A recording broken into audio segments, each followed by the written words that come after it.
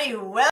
Welcome. It's Kim Hayden here at 500 Doors Real Estate, because behind not every door is an opportunity and a human being that we're here to serve on our amazing real estate podcast. Now, our next upcoming guest, you're probably going to think once you hear him start talking that I invited him just for his awesome accent. However, I do want to get a bit of an idea as to what's going on globally. So before we get started, I want to invite any new real estate agents out there or agents who are struggling and you're trying to figure out how to make this business work. First of all, I want to tell you, you can do it. You can do it. If you're struggling or you're just starting out, all the opportunities and possibilities are there. You can join me at 500-doors.com, and I'm happy to share some insight of how I built a 6- and 7-figure income of just being an amazing community leader. So let's dive in today. Super excited here. I have this incredible man that is going to join and share all of his insight on development in England. This is going to be so cool. Alfred Dzadey comes from a background of, get this, aerospace engineering and project management at Jaguar Land Rover. I'm thinking there's like a lot of mechanical. He must like to build stuff. He is leveraging his management and solution-oriented skills as a property investor and developer based in the West Midlands of England. He established Real Property Ventures in 2008 and 18 with the ambition to provide great accommodations at affordable prices. Real Property Ventures has been investing in the UK property market for the last 2 and some years and have been involved in multiple projects ranging in complexity. Get this, and we're taking it, folks, take into account. We're dealing with COVID and all this other stuff. He even won the New Property Investor of the Year award in 2021. Awarded by the Property Investors Awards Association. Now, he is working with known industry mentors, coaches, and training programs. Alfred has the insight and knowledge of property investment and development strategies. And because of that, he is currently a finalist for this year's Great British Entrepreneur Awards for the category of Young Entrepreneur of the Year 2022 in the West Midlands region. This is pretty cool, folks, because you know what? When people step up to the plate, a lot can happen. Welcome to the show, Alfred. How are you doing? I am good, Kim. Thanks for that intro as well. Thank you. Absolutely. I love the whole aerospace, as I mentioned before the show. Being from Kansas, I have been around a lot of plane. The funniest thing is one of my mom's friends is virtually blind, legally blind, and he actually designs cogs for for a Boeing airplane. Don't even go there. He's got this big map. He's an engineer and he lost his sight over years, but not his talent. So anything's possible, folks, if you want to do it. Right, Alfred? 100% agree with that. Okay, so share with me a little bit. Give me a rundown, because we got the high view of who you are. So give me a rundown as to who you are. Yeah, so I'm a property investor slash business owner as well. So at the moment, what I'm known for is in the property industry is someone who's come out of the corporate world not long ago and has gone on to build a portfolio in the UK. And this consists of mainly something we call HMOs. So it's basically shared living. So it would be a building where we convert it into multiple units. This could be 6 to 8 units per building. And then we rent that out to either students or young professionals. And we've had great success doing that. And the way I've been able to scale so rapidly as well is by using my network. So I've built a great social media following, documenting my journey, the good and bad, showing the project updates. And that's attracted investors who wanted to work with me on a loan base, so debt-based financing. And that's allowed me to be able to raise capital and do more deals and turn them around and pay my investors back. So it's working really well. And then more recently as well, kind of got into acquisition of businesses as well. So that's something I'm venturing into. So a lot is going on. A lot has kind of happened in the last 2.5 years. And this all kind of, I guess, accelerated due to me losing my job due to COVID, because I was a project manager working on future projects. And the company took the direction of, well, we don't know what's happening with this whole COVID situation, so we're going to have to terminate contracts until further notice. And literally, I took the decisions of, do I go back into trying to find another job in such a hard time, or focus on something that I prior to that, I guess, invested into, start to learn, get educated in that space. And I was confident enough that, like, look, I've got the information. I'm already in a project that I'm doing and delivering on. Let's just go in 100% with this and make it work. And for me, it's worked out all fine. I've come out the other end, and it's all great. And now I'm just looking to scale and do bigger things and do bigger projects and get into bigger things as well. Okay, before we go into the nitty gritty on some of the projects you're actually doing, I want to jump back to a couple things you said real quick. Network to net worth, right? You talked about your network, leaning into your network to fund up, and leaning in full time in something that you weren't sure of because the world was unsure, right? A lot of real estate agents or agents, they're floundering, right? So in North America, 87% of agents will actually fail within 36 months. They will be out of the business. And a lot of that's because they're not leaning into their network, right? And they're not leaning in full time into developing up their skill set. What's some of the things that you took to your network when you said, hey, by the way, I'm not over here, and I know we're in the midst of a pandemic, but by the way, I think I got something. What's some of that dialogue that you had with that network? So I literally just, I kept it simple. I didn't complicate things. I just literally documented what I was up to. So obviously, with a lot of eyeballs during that time when COVID happened, I just started to do a lot of Instagram lives. So I was very active on Instagram, YouTube, any platform I can get my hands on where I can kind of set a time and get people to come on, ask questions. Because again, I was sharing a lot of value. So again, I was showing my expertise in terms of what I know. And people coming on there kind of wanting to get into property or learn about property investment, how to raise finance. Because I've raised up to date, I think, of 1.8 million so far. And this has come through like work colleagues, social media. So I've heavily leveraged my social media following to kind of attract them to kind of, one, get to know me, get to like me, and over time get to trust me as well. I know that I'm a safe pair of hands. So for me, anybody listening, like social media, if you haven't tapped into it, you want to literally explore that, because the way I see it is you can get a wider audience as opposed to trying to do things one-to-one. Like I know some agents that have sold houses through, whether it's TikTok, whether it's through Instagram, creating a great video, marketing a home that someone wants to buy. And off the back of the video they've seen, they're like, yeah, like, I want to buy this property. So social media is definitely an untapped resource, I think. You just mentioned one of my favorite phrases of all time, no like trust. Bob Burg wrote the book, the Go Giver, and he talks about the no like trust principle of gaining people's. How do you do that through social media? Frequency, being consistent, appearing up all the time, and as well as transparency. So frequency, transparency are the two. And if some investors even told me this, the reason why we invested with you is because we like your transparency. You show the hard times, you show the good times. You're not just showing, because again, on social media you can just kind of glorify the great stuff. But when you're going through like hard times, or a project isn't going to plan, it's being delayed, cost of material going up, whatever it is, just documenting that and also showing that you can overcome the problems. And I think that's probably the more the selling point. So stating a problem is one thing, but actually showing that you can overcome the problem. Again, through consistency, me documenting the stuff, people over time build trust in the brand and my personal brand, I guess. So yeah.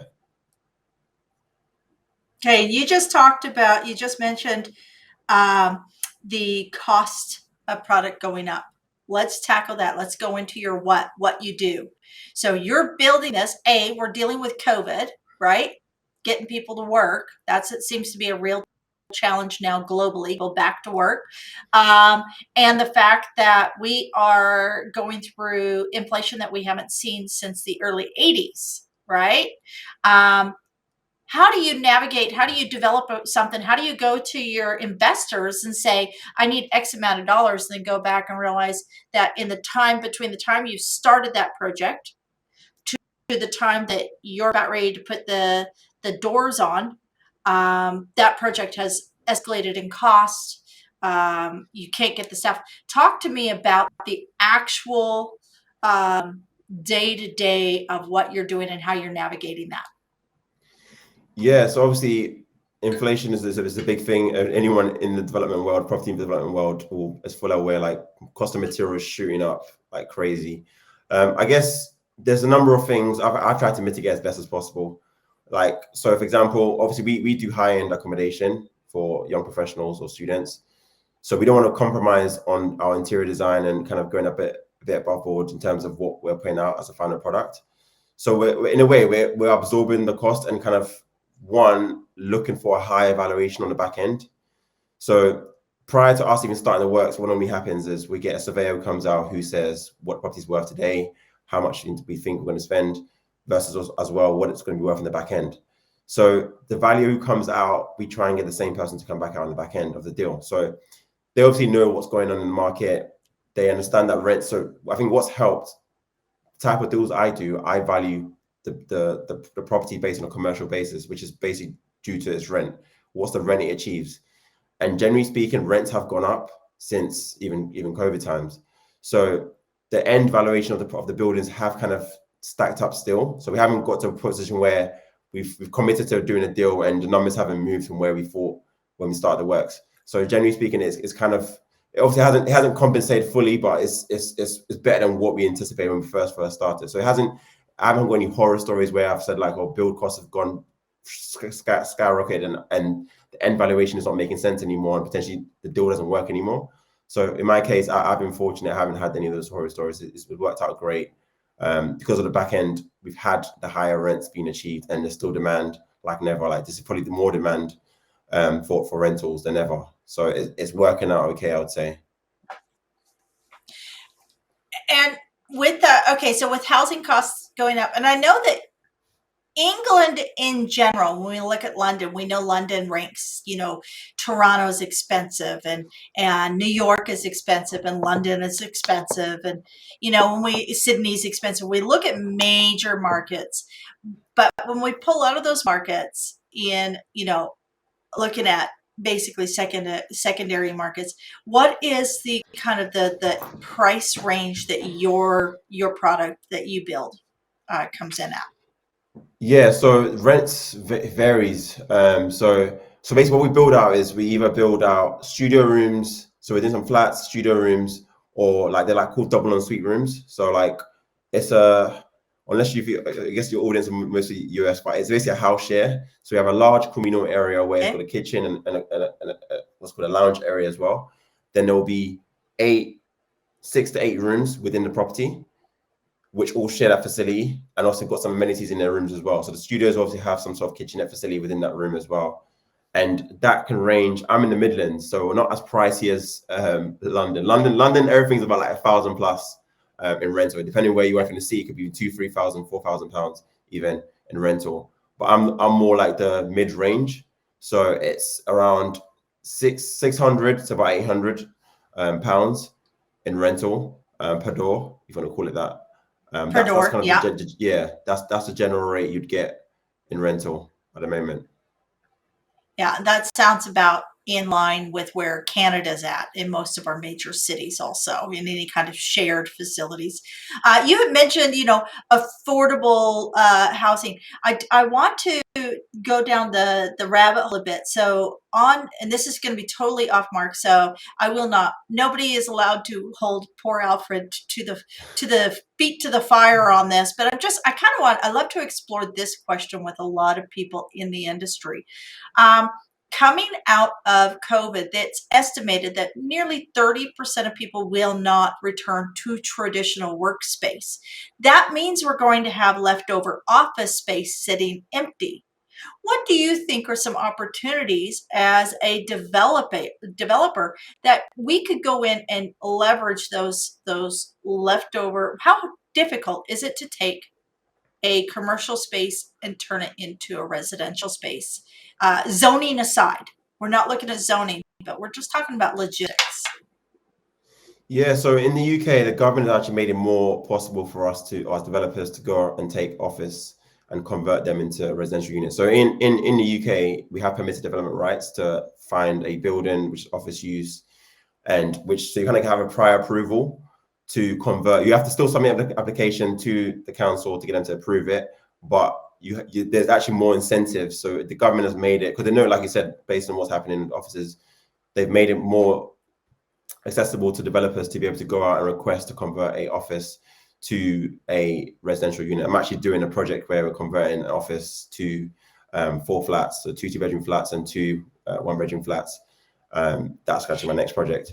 So that's, and how difficult is that when we're looking at bathrooms and kitchens and laundry facilities? How difficult is that to reutilize a space that never had that and wasn't developed that in its intended use?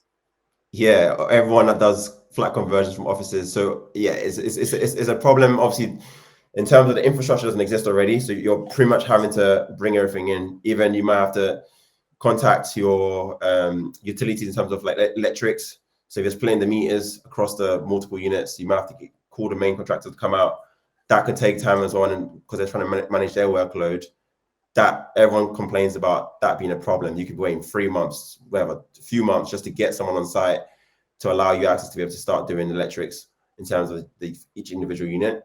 So those things are a problem. But I think it's people that are going into the space obviously are aware of this and should be kind of planning ahead of installing these things in. So you want to make in contact with the suppliers as soon as possible to start giving you access to allow you to do your job and not delay things. So if you kind of wait to the time when you need to do it and you request it, then you've got like a 3 to 4 month lag of them coming out, which can impact the project, obviously. So I think everyone's aware, like, you need to be planning these things ahead of time.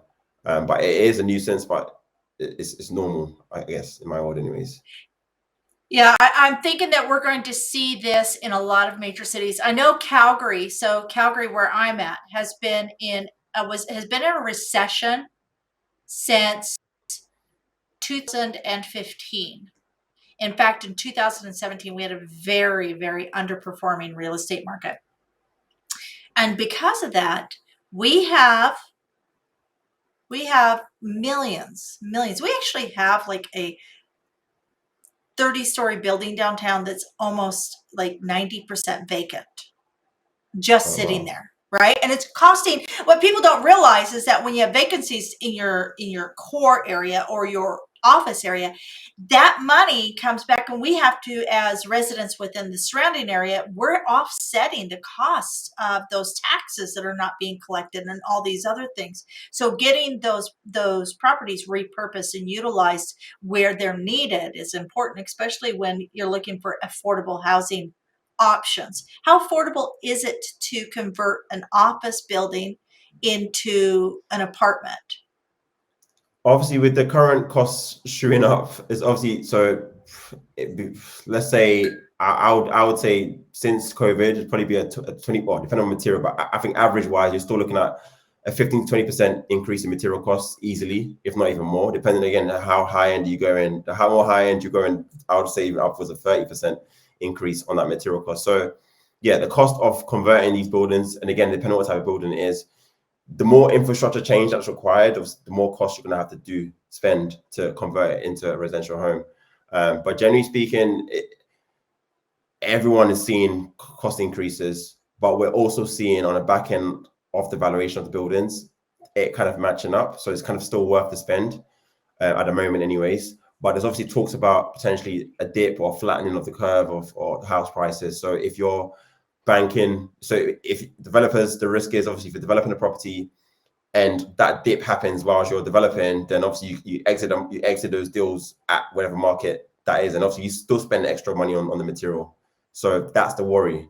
So the sooner everyone's trying to get in and out of projects as soon as possible to not have to see that impact. It's crucial when the markets, when the production markets are so fluid in their pricing, when things are going up and down as quickly as they are, to get a project done as quickly as possible.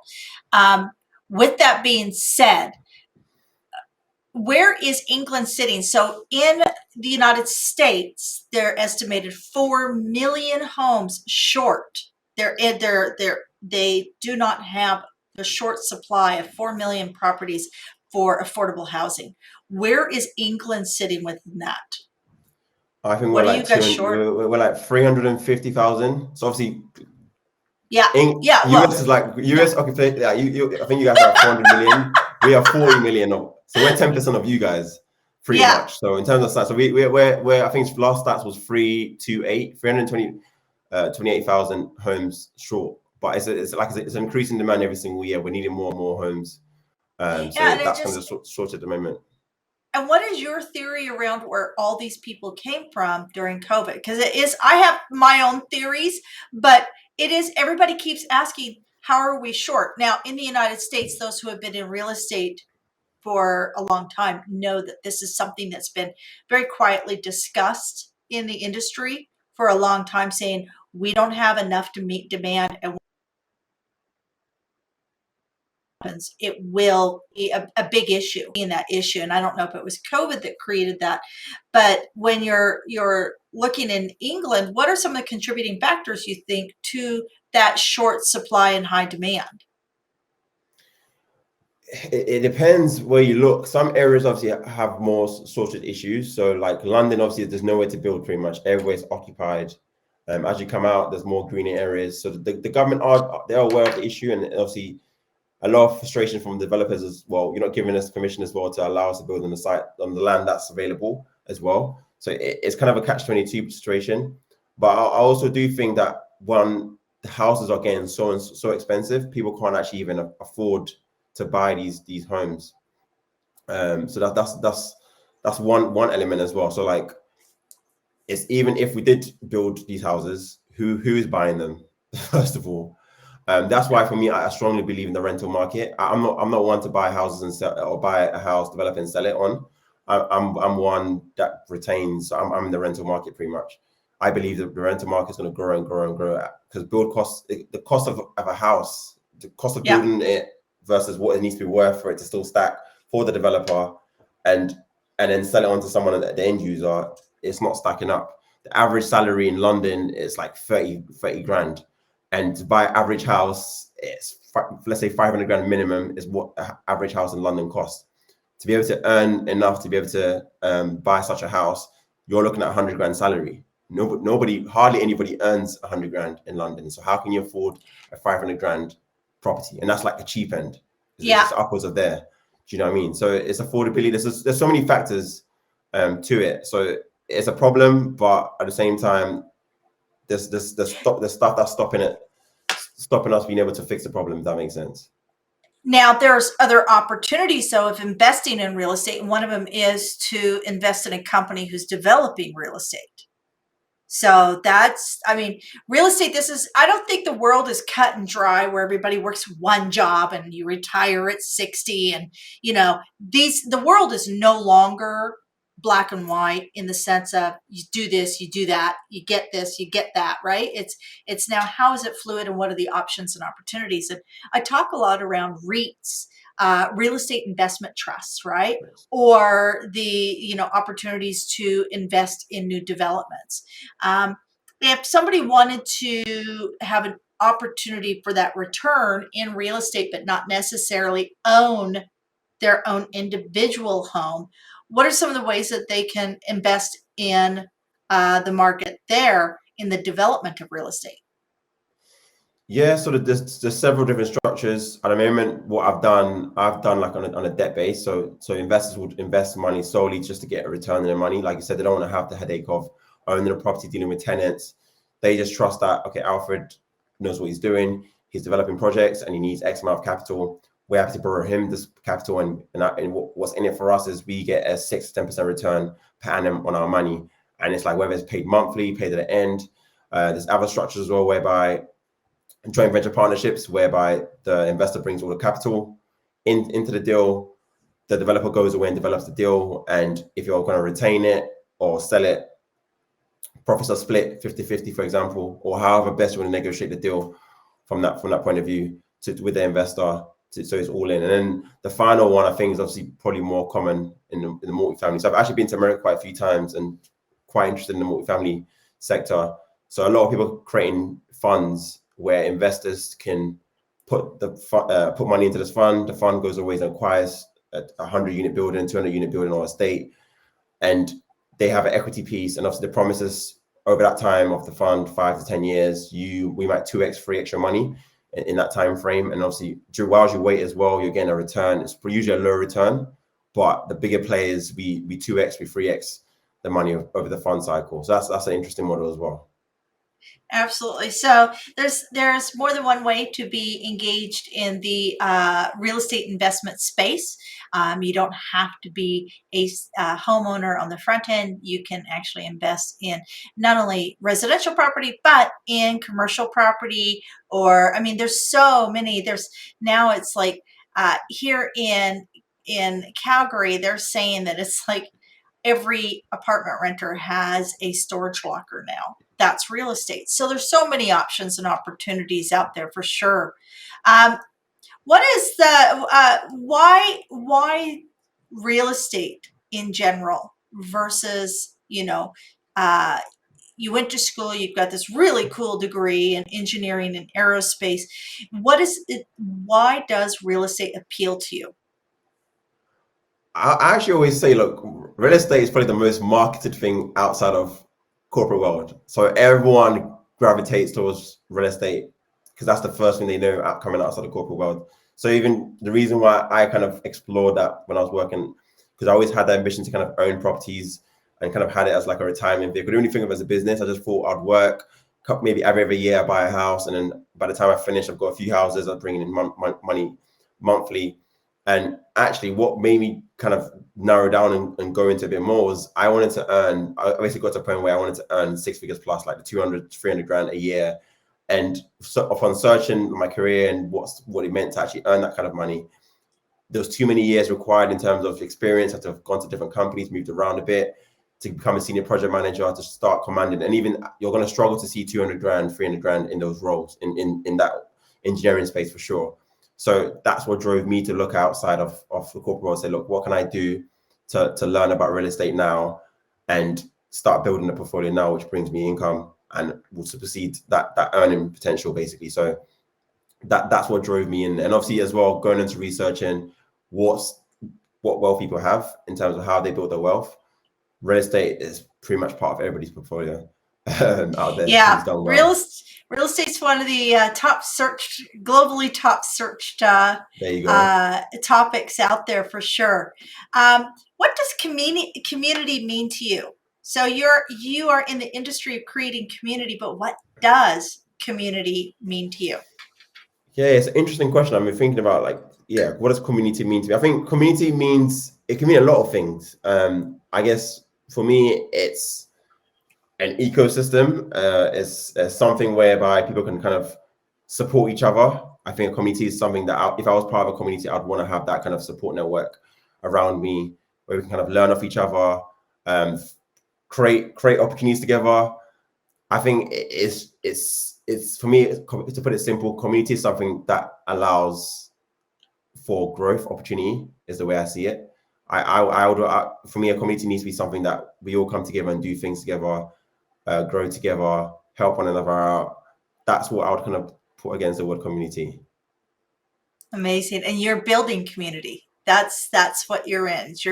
We all look at real estate, but real estate is actually the physical embodiment of different communities. So it's a real blessing and honor to be able to be in real estate. That's for sure. What's a book that you've read that you really thought was kind of an aha book in and around real estate, community, property development, anything along those lines? Yeah, I think there's several. So I'm trying to think when I first what was the first ever book? First ever book because it wasn't real estate, but obviously there's a Rich Poor Dad thing that obviously that's kind of the go-to book when you're kind of starting out and kind of branching out of the corporate world, looking for something else. So I guess that's something, but I think more specific, obviously I'm based in the UK. So there was a book that I read a while back, which was Multiple Streams of Property Income by Kevin McDonald and Rob Moore. And that was Okay. just like an insight into the different strategies you can do in the real estate market. So obviously that was me like first coming across real estate, what investment opportunities, what investment strategies are there in real estate. And that book kind of mapped it out for me in terms of what the strategies are. So for me, that's a book I would say anybody wanting to kind of start or get an idea of what's possible in real estate, that's a book you want to read. Excellent. And we'll have that, just so you know, folks, we'll have that in our comments on this podcast when we post. We're going to have all this information so you can go and check out that book yourself, because it's all about, like you said, in your bio, Alfred, it's about leaning into mentorship and constantly learning and leveling up. And this is the beauty of the age of knowledge, folks, is that we all have opportunities to be just that little bit better, Where can they find you, Alfred? If somebody wanted to tap in or follow you on your Instagram or TikTok, where can they find you? Literally type my name, Alfred Dzadey. I know Dzadey doesn't sound like it's spelled the way it's supposed to spell, but it's Dzadey. Just any platform, YouTube, LinkedIn, Facebook, whatever, you find me, just my name. Even typing in Google will come up with all my socials. Yeah, Google. You can Google me. You know that you're doing something. You're making waves. Things that we've talked about today, guys, is, network to your net worth. Get out there, talk to people. Lean into your mentorship groups. Get that read that extra book. Find solutions to the challenges that are facing your community. And reach out and ask people for their insight, their information. That's what we're here for on the 500 Doors, is to gather all these stories of people who are solution oriented and are making shelter one of their priorities. Maybe food, shelter, education, and medication. Got to tackle something.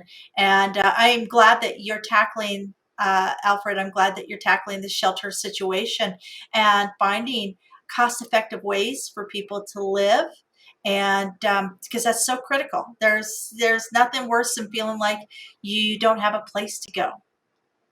100%. So when do you do your Insta Lives, your Q&As? When can we find you on that? You know what? I've done it on a random basis. So because I like to I always felt like the random ones are the best ones when it's not planned. Just one evening. Normally they're in the evenings, to put it simple. They're usually in the evenings, anywhere between 6 and 8 p.m. on my Instagram. But they're just random. So, and it's great engagement. People come on there, ask questions. We interact. I bring someone onto the live, ask them a question on there. They ask me a question on there. So it's good fun. Okay, so if you're out there and you are thinking, I want to do my own project, I want to convert an empty office space, I want to maybe build something that my kids and everybody can be part of, you know what? Go find Alfred on Instagram, because that 6 to 8 p.m. in England is lunchtime here. And I can't think of a better way to feed yourself than with great information from Alfred. Sounds like this guy's got it dialed in, and he's creative. You are so creative, Alfred. When that's what we need, is more creativity around our shelter situation as the world continues to. The world's crazy. Come on, let's face it, folks. You probably got just the people come on my show are the sanity within the crazy. So, Alfred, close us out with a quote, something that has meant something to you over your lifetime and has helped you even when the times are tough. Yeah, so this is actually something I do when I present. I do these talks and stuff sometimes, and I always start with the slide. So it's a quote by a guy named Ryan Blair, and it goes by, if it's important to you, you'll find a way. If it's not, you'll find an excuse. For me, that's powerful, because if we look at any area of your life where you've done something, generally speaking, when you do your commit, it's because it's important to you, so you've done it. And if it wasn't, you just come up with an excuse why you couldn't do it. So I literally live by that. That is awesome. That is a great quote. And a lot of us find excuses. A lot of us run around, go, why me? Why me? Folks, today I want you to put the word not in there. Why not me? Why not me? Don't make excuses. Make things happen. Alfred, any closing words? How do you feel? All good? No, I feel great. I feel great. I think everyone out there who's obviously thinking to get into real estate, I think the main thing is get educated. That's what I did. I didn't go in blind. Anything I could figure out myself. There's also a lot of resource online and stuff, but what accelerates it is being part of a community you can learn from, having mentors around you, having people that are actually doing or actively doing the things that you want to do, and surround yourself with them. So for me, yeah, get yourself in the right rooms, and the rest will figure itself out pretty much. The rest can happen, folks. It will happen. Again, you know what, Alfred, thank you so much for your time today. Everybody out there, be sure to check out the 500 Doors Facebook group. We have a free Facebook group. That's where this episode each Thursday live streams. And, you know, we can have some discussion afterwards. If you want to pop in any questions, we'll have discussions there. So do go check out our Facebook group there and join our community on Facebook for the 500 Doors, where we really talk about socially responsible real estate. The development, the procurement, the investment, you know, it could be the designing of it, but really it's about taking a socially responsible step in there and ensuring that people they have the ability for food, shelter, medication, education. We're talking about shelter. Okay. So until next time, folks, I'm Kim Hayden, your host here at 500 Doors. And I am just grateful that you spent a little bit of your time with us today.